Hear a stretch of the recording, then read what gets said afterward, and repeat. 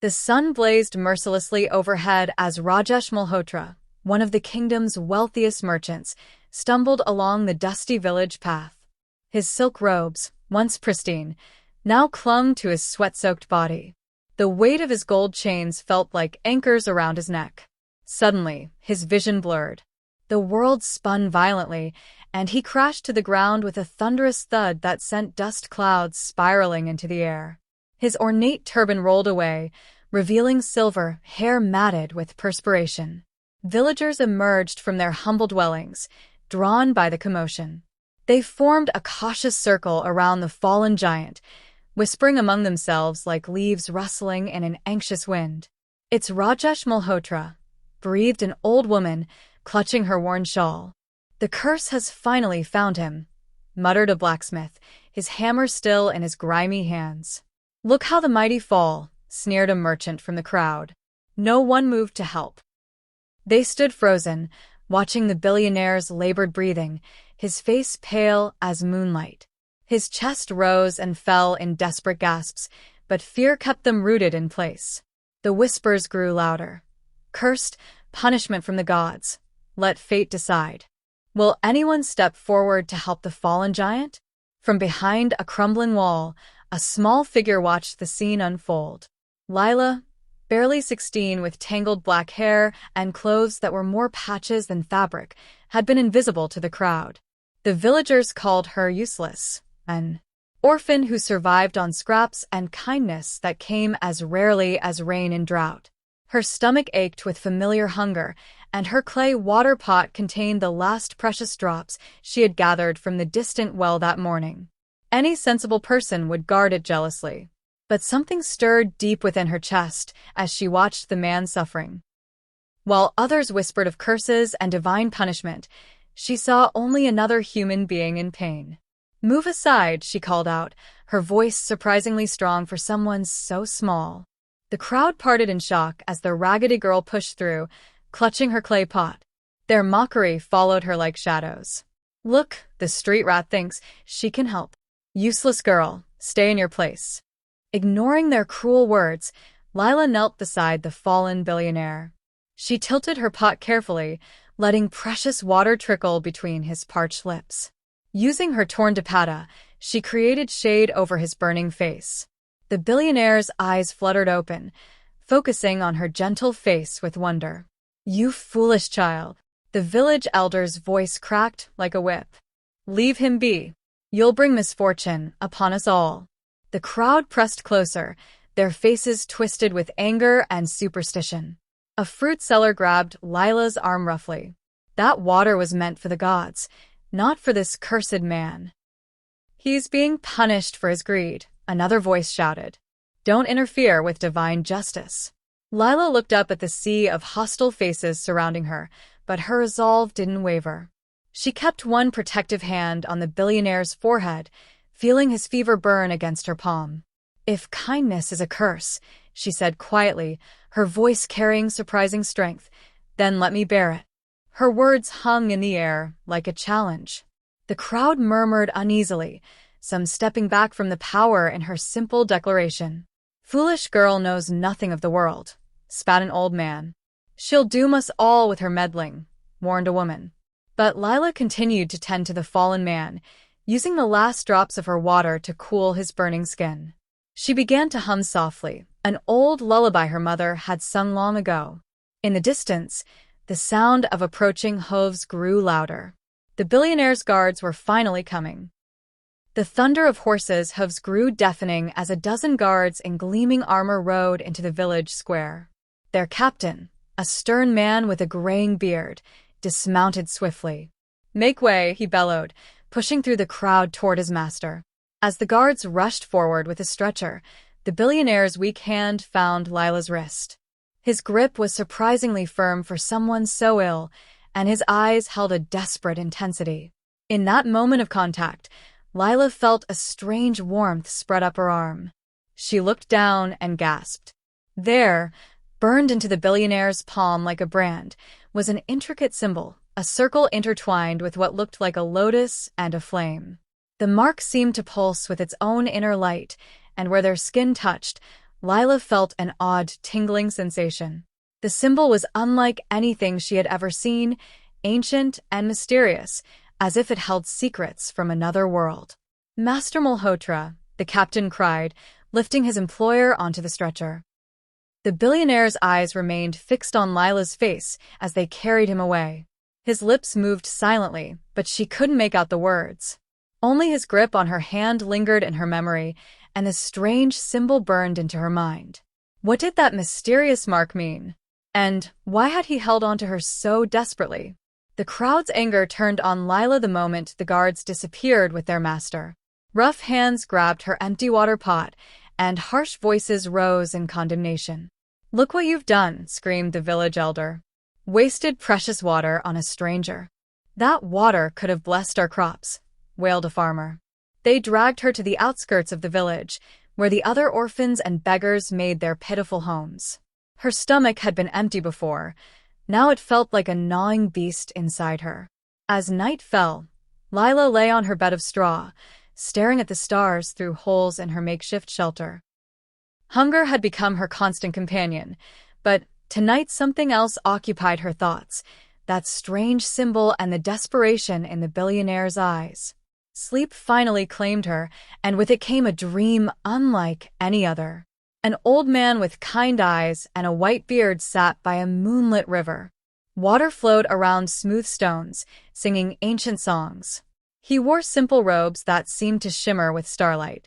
"Child," his voice was gentle as flowing water. "The hand you touch today carries both riches and ruin. Great changes come with the dawn." Lila tried to speak, to ask what he meant, but the dream faded like morning mist, leaving only questions in its wake. In the grand palace that crowned the hill overlooking the kingdom, chaos reigned behind golden doors and marble walls. Rajesh Malhotra lay unconscious in his massive four-poster bed, surrounded by the finest physicians money could buy. But their concerned faces told the real story. They were powerless against whatever ailment had struck him down. In the ornate corridors outside, his relatives gathered like vultures around Carrion. His brother Vikram paced the Persian carpets with barely contained excitement. His nephews whispered in corners about dividing the empire they'd always coveted. At last, Vikram murmured to his eldest son, "The old miser is dying. Soon this palace, the trading routes, the gold mines, everything will be ours." "What about his will, father?" asked the son nervously. "What will?" Vikram's laugh was cold as winter wind. "He never married, never had children. By law, we inherit everything." They celebrated quietly, dividing riches that weren't yet theirs, planning the funeral of a man not yet dead. But in his fevered unconsciousness, Rajesh Malhotra stirred. His lips moved, forming a single word that none of his greedy relatives could hear, a word that would change everything. "Find the girl."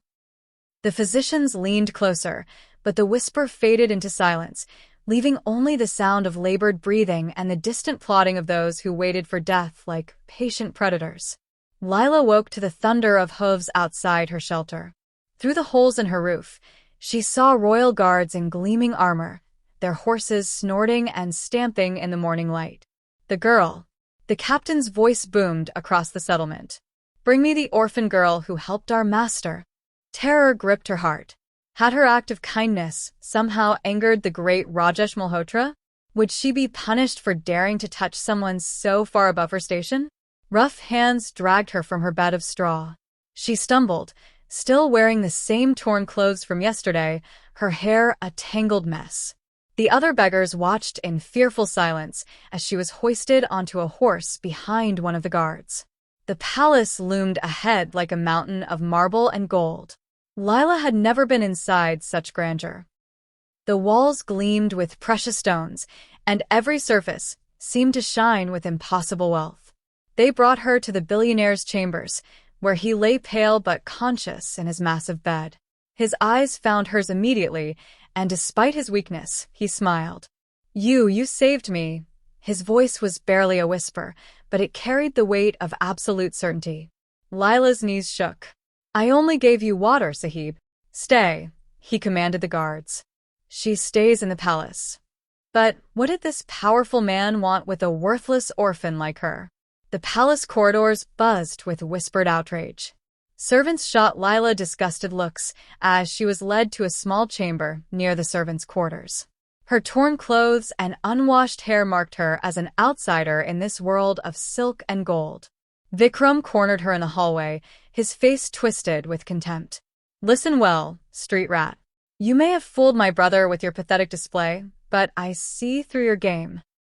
His nephews surrounded her like a pack of wolves. "She's after his fortune," one sneered.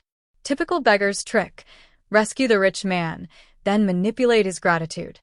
They gave her scraps of food, moldy bread and watery soup, while feasting on delicacies in the Great Hall.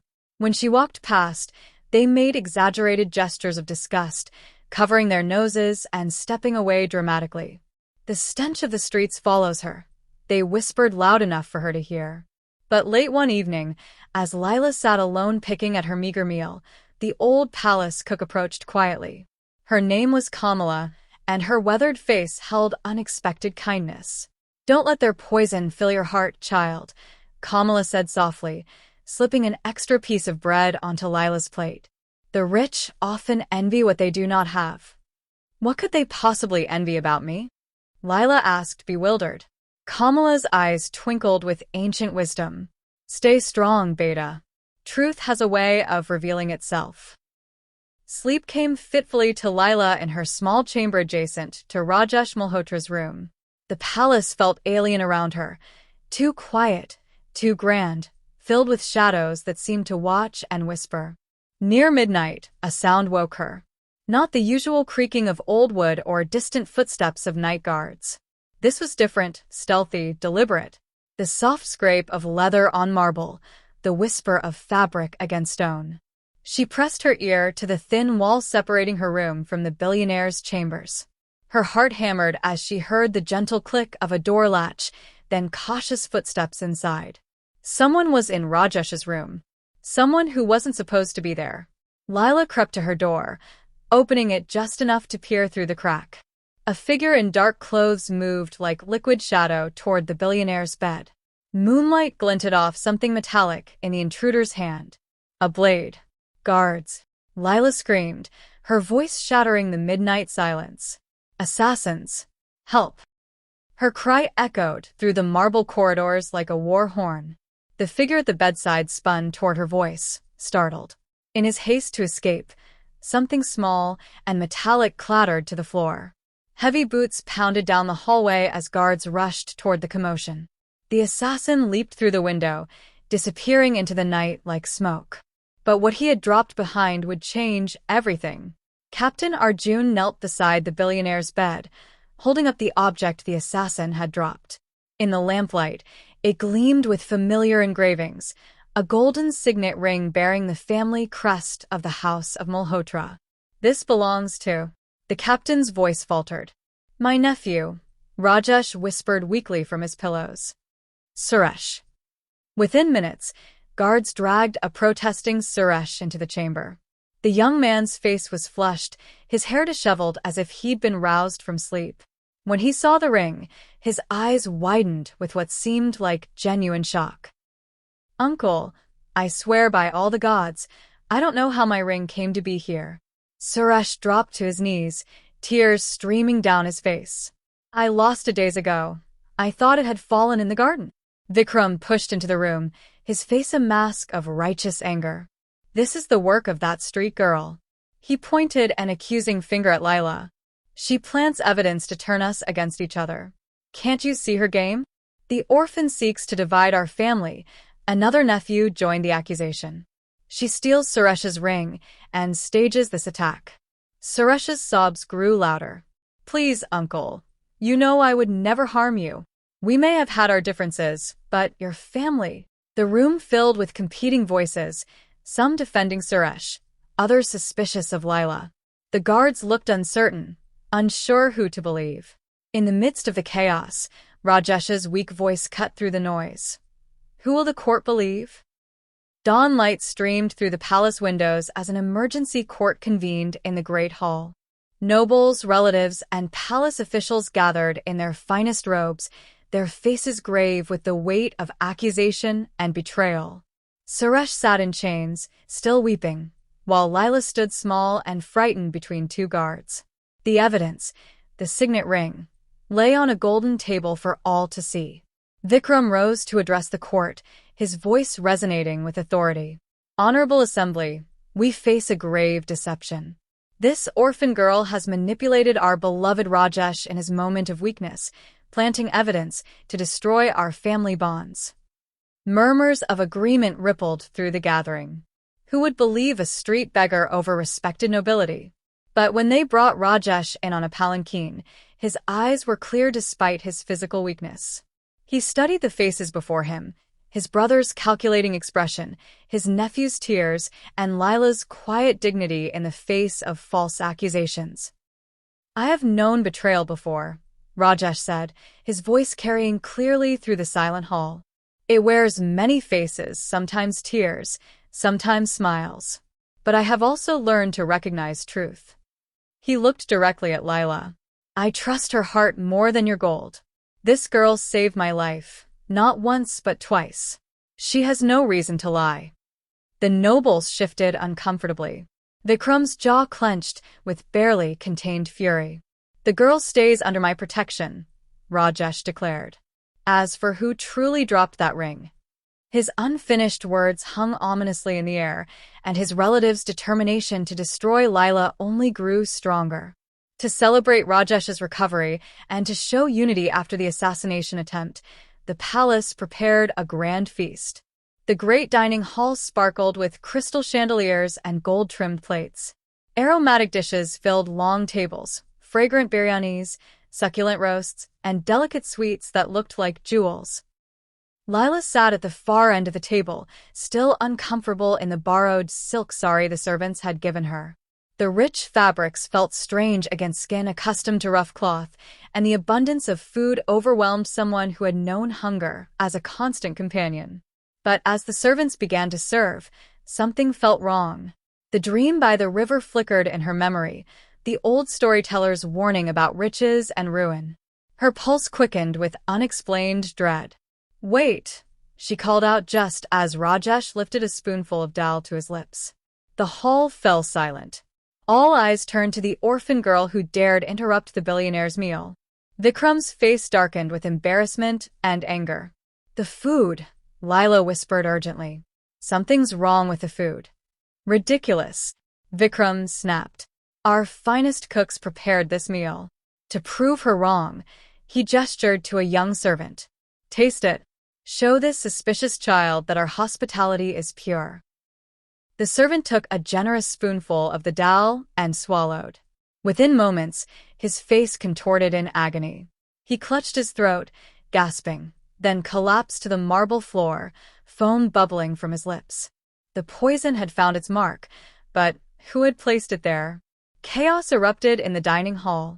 Guests screamed and fled from their seats, abandoning their plates as if they contained serpents. The dead servant lay twisted on the marble floor, his face frozen in final agony. Captain Arjun immediately sealed the hall. No one leaves until we find the poisoner. The kitchen staff was brought in for questioning, but their genuine terror and confusion made their innocence clear. The poison had been added after the food left the kitchen, someone with access to the dining hall itself. Rajesh, though weak, demanded to oversee the investigation personally. His sharp eyes studied each family member's face, looking for tells of guilt in their expressions. It was Lila who noticed it first. A small vial tucked hastily into Vikram's sleeve, barely visible but glinting in the chandelier light. Uncle, she said quietly, pointing to his brother's arm. When the guards seized Vikram, the vial tumbled to the floor, its contents unmistakably the same poison that had killed the servant. His noble mask cracked completely, revealing the bitter envy that had festered for decades. You were always father's favorite. Vikram snarled at his brother. Everything I deserved went to you. The business, the respect, the legacy. I should have inherited equally. Instead of ordering his execution, Rajesh showed unexpected mercy. Leave this kingdom and never return. Take only the clothes on your back. As guards escorted Vikram away, his final words echoed through the hall. This isn't over, brother. My revenge will find you. The threat hung in the air like smoke from a dying fire. In the weeks following Vikram's banishment, the palace settled into an uneasy calm. Rajesh grew stronger each day, and with his recovery came long conversations with the orphan girl who had twice saved his life. They would sit in his garden as evening painted the sky in shades of gold and crimson. She learned that his wealth hadn't brought him happiness. It had isolated him, surrounded him with people who coveted rather than cared. Gold can buy many things, he told her as they watched peacocks strut across the manicured lawns, but it cannot purchase a loyal heart. You gave me water when you had little, risked your safety when you had nothing to gain. That is worth more than all my treasures. Lila found herself sharing stories of her childhood, the mother who had died of fever, the years of scrounging for food and shelter, but also the small kindnesses she had witnessed among the poor, how those with nothing often shared everything. I don't understand this world, she confessed one evening. Your relatives have more wealth than entire villages, yet they hunger for more. While in the slums, a woman with one roti will break it in half for a stranger's child. Rajesh nodded thoughtfully. Perhaps that's why fate brought you here. To remind me what I had forgotten. He began teaching her about reading and numbers, about trade and finance. But when she protested her unworthiness, his eyes grew serious. Your destiny is greater than you know, child. The symbol on my palm, there's more to its meaning than you understand. That night, the dream returned with startling clarity. Lila found herself standing by the same moonlit river where the mysterious old storyteller waited with his gentle smile. The water flowed more urgently now, and the man's simple robes seemed to shimmer with an otherworldly light that hadn't been there before. Welcome back, child. His voice carried the wisdom of ages. You've done well, but greater trials await. I don't understand any of this, Lila said, surprised that she could speak freely in this dream. Why am I here? What is that symbol I saw? The old man's expression grew solemn.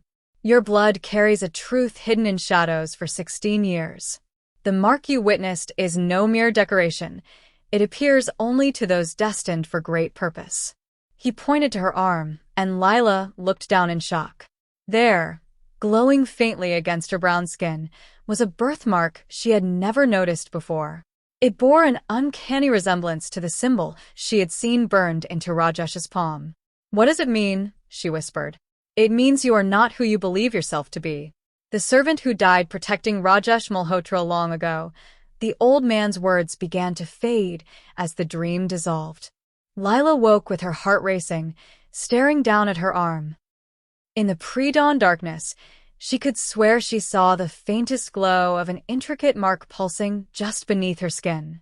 The truth was beginning to surface, but she wasn't prepared for what it would reveal.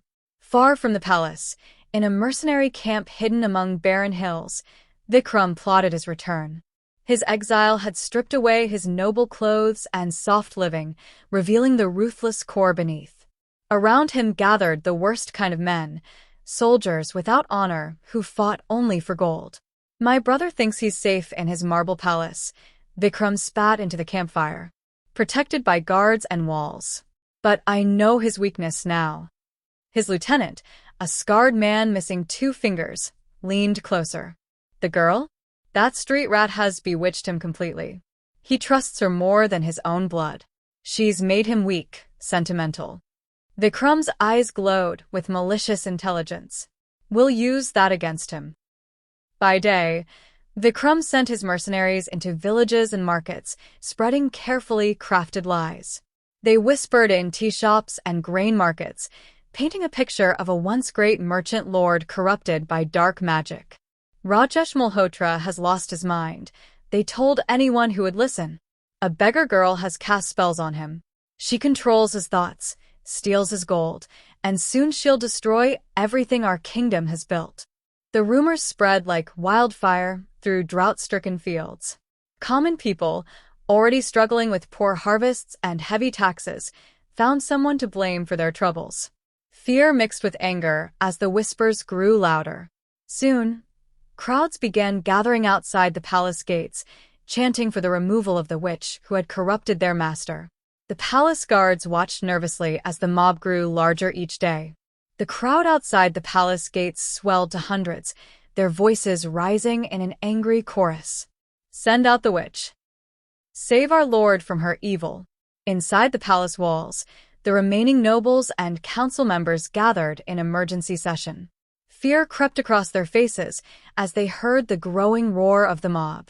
"The people demand proof of the girl's innocence," announced the high priest, his voice grave. "According to ancient law, she must undergo the trial of sacred fire." Rajesh struggled to rise from his chair. "This is madness. She's done nothing wrong." "The law is clear," the priest continued inexorably. "If she is pure, the flames will not harm her. If she harbors evil intent, the fire will consume her lies along with her flesh." Lila stood quietly in the center of the great hall, feeling the weight of hostile stares. She had heard of the trial, how suspected witches and criminals were thrown into blessed fires that supposedly revealed truth from falsehood. "I'll do it," she said simply. "No." Rajesh reached for her, but guards held him back. "I won't allow this superstitious ritual." "Uncle," she said softly, and something in her voice made him pause.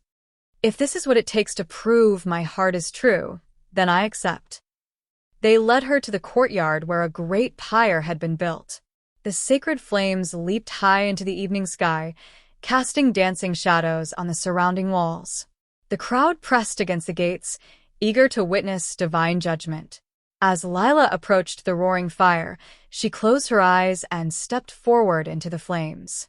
Would she burn, or would something miraculous occur? The flames engulfed Lila completely, and for a heart-stopping moment, the courtyard fell silent except for the crackling of burning wood. Even the angry crowd beyond the gates hushed, straining to see what would emerge from the sacred fire. Then gasps of astonishment rippled through the gathering. Lila stood unharmed in the center of the blaze, the flames dancing around her like golden silk, but never touching her skin. Her borrowed sari remained untouched, not even singed by the intense heat. But more miraculous still was what appeared on her arm. The birthmark she had glimpsed in her dream now blazed with brilliant light, the same intricate symbol that marked Rajesh's palm. The lotus intertwined with flame seemed alive, pulsing with each beat of her heart. "Impossible," breathed the high priest, falling to his knees. The palace guards stared in wonder. The remaining nobles whispered prayers, their earlier hostility replaced by awe. Even the angry crowd beyond the gates fell silent as word of the miracle spread. Lila stepped from the flames as easily as walking through water, completely unharmed.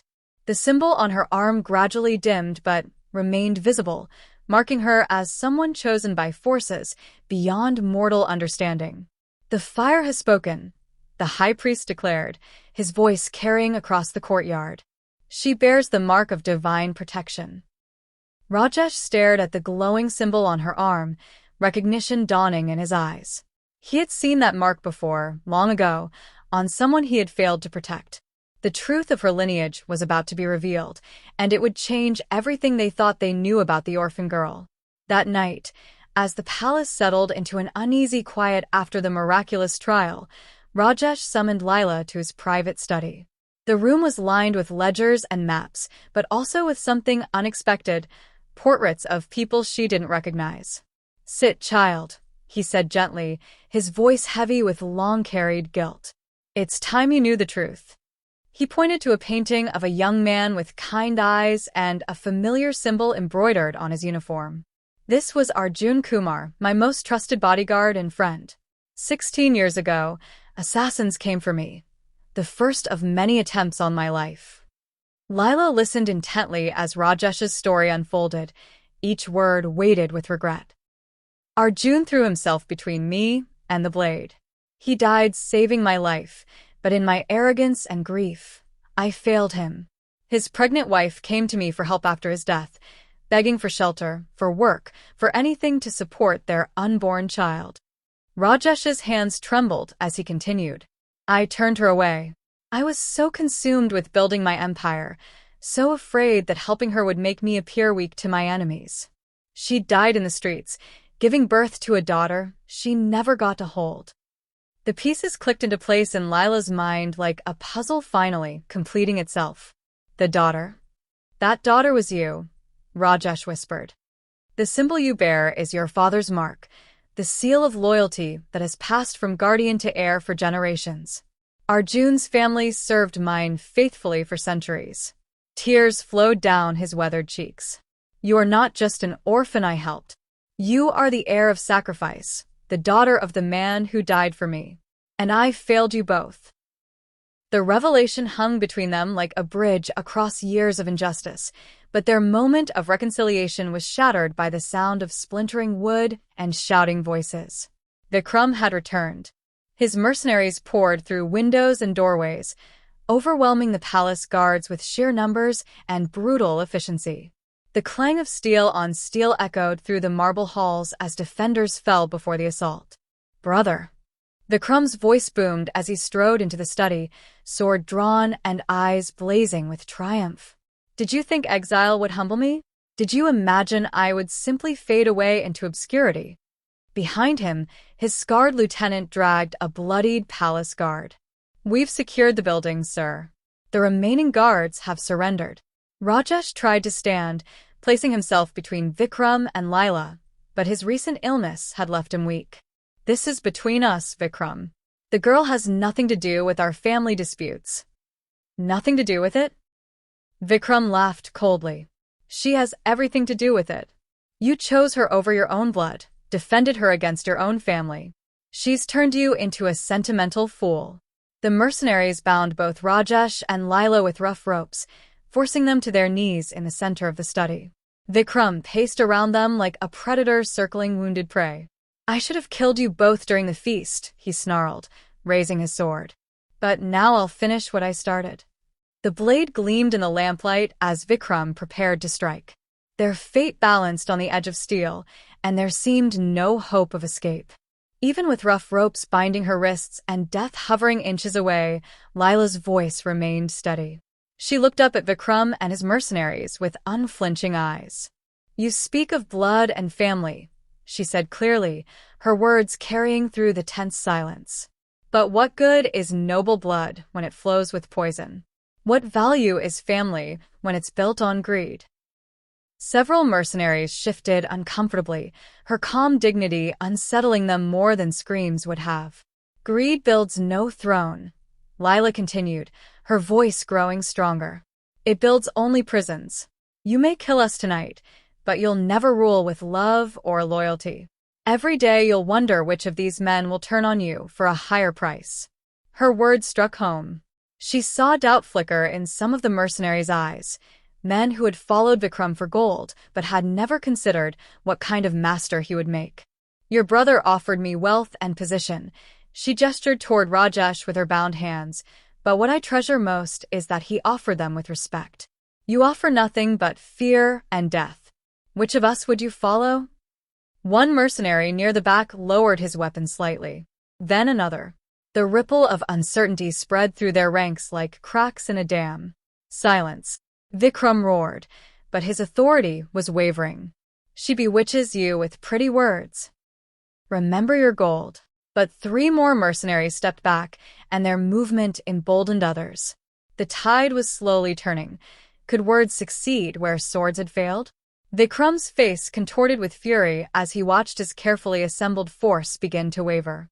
Years of planning, months of recruitment, all undermining by a girl who owned nothing but spoke with the authority of truth.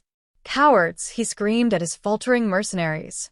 I'll do it myself. He raised his sword high above Lila's head, his eyes blazing with murderous intent. But before the blade could fall, Rajesh threw himself forward despite his bonds and weakness. The sword that had been meant for Lila struck deep into Rajesh's shoulder instead. He cried out in pain but held position, shielding the girl who had saved his life twice and who he now knew was the daughter of his greatest friend. Blood flowed from the wound, staining his white kurta crimson. but his eyes remained fixed on his brother's face with sad understanding rather than hatred. This is who you truly are, Vikram, Rajesh gasped. So consumed with envy that you would murder an innocent child. The sight of their master's injury had a profound effect on the remaining mercenaries. Several threw down their weapons completely, while others began backing toward the exits. He's willing to die for her, one muttered to his companion. What kind of spell makes a rich man sacrifice everything for a beggar? Maybe it's not a spell, the other replied quietly. Maybe it's something else entirely. The crowd around Vikram was thinning rapidly, but his rage had passed beyond reason. If his mercenaries wouldn't help him, he would finish this himself. Death still hung over them, but now it wore the face of madness rather than calculated cruelty.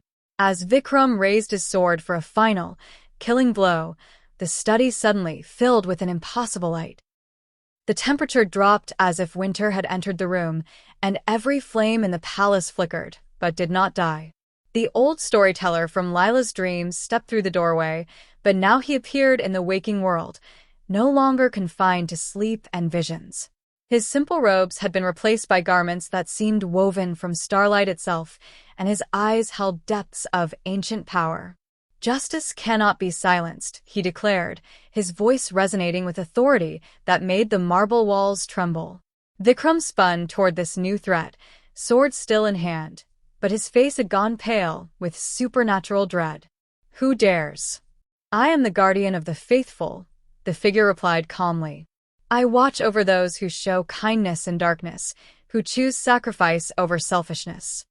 The guardian raised one hand, and Vikram's sword suddenly felt impossibly heavy. Try as he might, the treacherous brother could not lift the weapon. His muscles strained against some invisible force that grew stronger with each passing moment. You would kill the daughter of one who died protecting others? You would murder one who saved rather than condemned. The guardian's voice grew stern as winter storms. Then face the justice you have earned. Vikram's own sword turned in his paralyzed hands, the point slowly rotating toward his chest despite his desperate struggle to control it. No, he gasped. Please, But his words were cut short as his own blade found its mark. The man who had lived by betrayal died by it, struck down by the very weapon he had meant to use for murder. The palace shuddered with awe as divine justice claimed its due. The supernatural light faded as the guardian stepped forward to free Rajesh and Lila from their bonds. His touch healed the billionaire's wound instantly, leaving only a thin scar as reminder of his brother's final betrayal. Master, Lila whispered, supporting Rajesh as he struggled to stand, your injury will heal, he assured her, but his eyes were focused on something far more important. The surviving mercenaries had fled completely, leaving only silence in the great study where moments before chaos had reigned. Rajesh turned to face the room where loyal servants and remaining guards had begun to gather. Despite his weakness, his voice carried clearly as he made a declaration that would echo through the kingdom's history. Hear me all, he announced. I name this girl, Lila, daughter of Arjun Kumar, as my true heir, not by blood but by spirit, not because of birth, but because of worth. Gasps of amazement filled the room, but Rajesh continued with growing strength. She has shown me that kindness is the greatest wealth, that loyalty cannot be purchased with gold. The symbol she bears marks her as worthy of trust beyond any treasure I could leave behind. He placed his hands on Lila's shoulders, and the mark on his palm seemed to glow in harmony with the one on her arm. Kindness may be mocked by the world, he said, his voice thick with emotion, but in the end, it crowns kings and humbles greed. Lila knelt before him, tears flowing freely down her cheeks. Uncle, I'm not worthy of such honor. Child, he replied gently, you were always worthy. It just took me too long to see it. Years passed, and the story of the orphan girl who became an heiress spread throughout the kingdom and beyond. But Lila's true legacy wasn't found in the gold she inherited or the palace she inhabited. It was discovered in how she chose to use her newfound power. She opened the palace doors to the poor, established schools for orphan children, and created hospitals where even the lowliest beggar received care equal to nobility. The wealth that had once isolated Rajesh now connected them to every corner of the kingdom through acts of mercy and justice. The mark on her arm never faded completely, serving as a reminder that true nobility came from service rather than birth. Those who had once mocked her as useless now spoke her name with reverence, and children throughout the land learned her story as a lesson in the power of kindness. Rajesh lived many more years, serving as her advisor and watching with pride as she transformed their kingdom into a place where compassion ruled alongside commerce. When he finally passed peacefully in his sleep, he did so knowing that his legacy was secure in hands that would never forget the value of a cup of water given freely to a stranger. The old guardian still appeared sometimes in dreams to those who needed guidance, reminding them that the poorest in possessions could become the richest in spirit, and that every act of kindness, no matter how small, carries the power to change the world. And so the orphan girl became a legend. Not for the gold she inherited, but for the love she gave freely to all who needed it. Her story lived on, whispered by mothers to children, sung by traveling minstrels, and remembered whenever someone wondered whether a single act of compassion could truly matter. The moral echoed through generations. Kindness may be mocked, but in the end, it crowns kings and humbles greed. Want more stories like this? Hit subscribe and stay tuned.